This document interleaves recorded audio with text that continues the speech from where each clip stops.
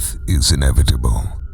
We don't know when it will happen, simply that someday it will come for us all. Well, most people don't know when, but I do. This is going to sound weird, but I can taste death. So, what do I mean by that? Well, it's quite simple, really.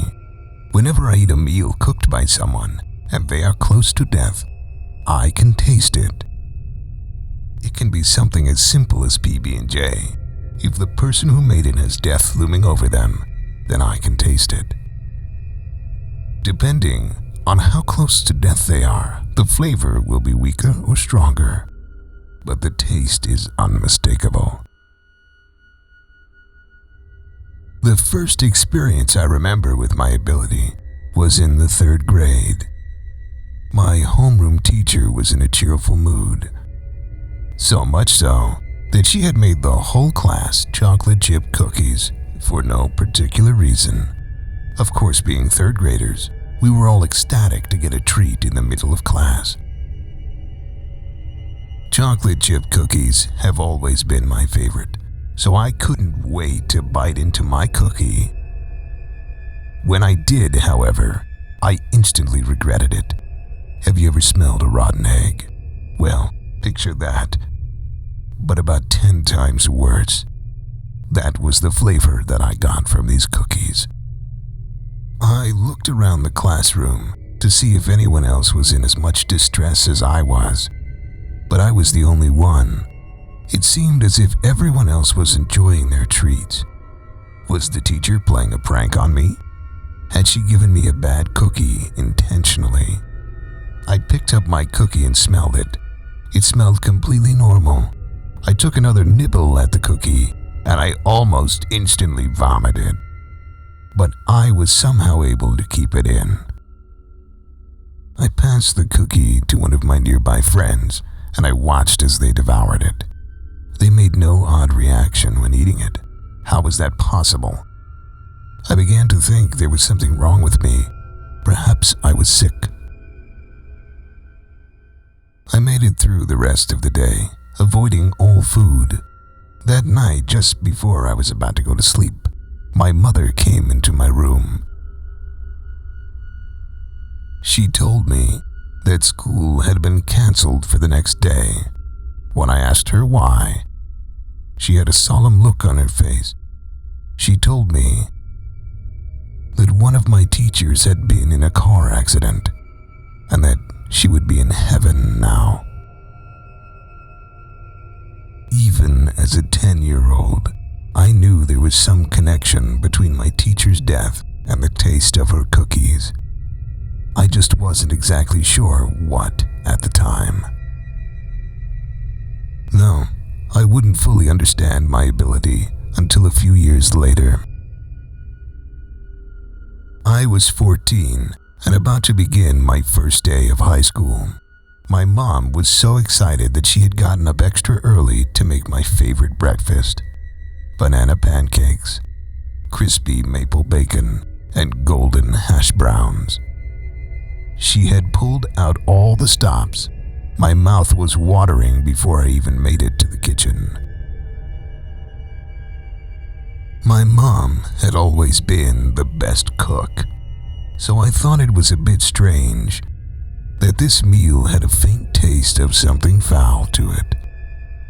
It was a different taste than my teacher's cookies, but it certainly wasn't a good flavor. I could just barely taste it, but it was there.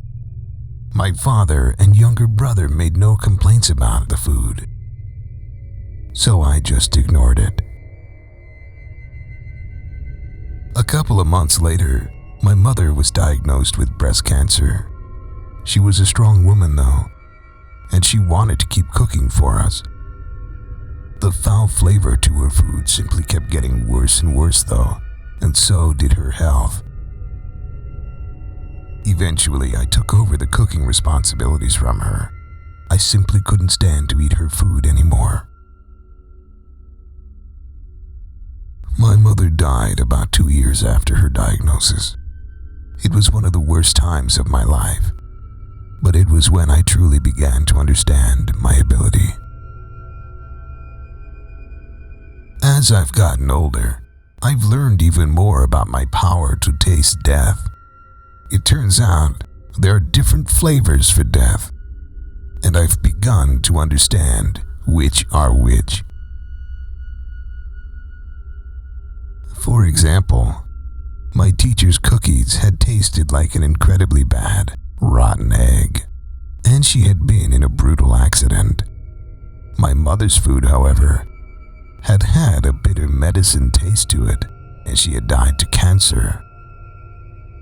None of the flavors are good, though. It is death after all.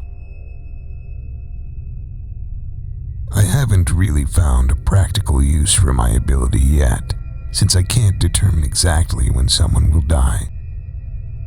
I just know the stronger the taste, the closer they are to death. I do play a bit of a morbid game with myself. Whenever I eat food that I haven't cooked, and I get the taste of death from the food, I try to guess how the person will die. I will read the obituaries in the newspapers to see how close I get. I've gotten pretty good at it. The reason I'm writing this, though, is because recently I've had an experience with my ability that has me a bit worried.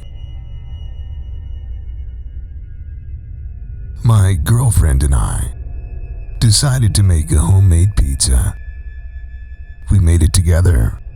We even took turns tossing the dough in the air like you see on TV all the time. I thought the pizza had turned out fantastic. It looked phenomenal. As soon as it finished baking, I instantly pulled it out and began fanning it so it would cool down quicker. Once it was at a safe enough temperature not to burn my mouth, I dug right in. The flavor hit me almost immediately, but it was not the flavor I had hoped for. It tasted like murder. That couldn't be right. I took another bite, and there it was again. I've tasted enough food made by murdered people to know this flavor, but I still can't accept it. My biggest question: who was the flavor for? We had made the pizza together. Would I be murdered? My girlfriend? Both of us? Would one of us be murdered by the other? I have so many questions, but not much time. The flavor of murder was quite strong, so I know it must be coming soon. Now that I think about it, my girlfriend has been acting quite strange recently. She's on the phone right now with someone in the other room, and she's talking in a hushed voice. Is she plotting my murder right now? I'm sorry, but I can't just sit back and let this happen. After she gets off the phone, I'm going to end this once and for all. I just hope the taste goes away.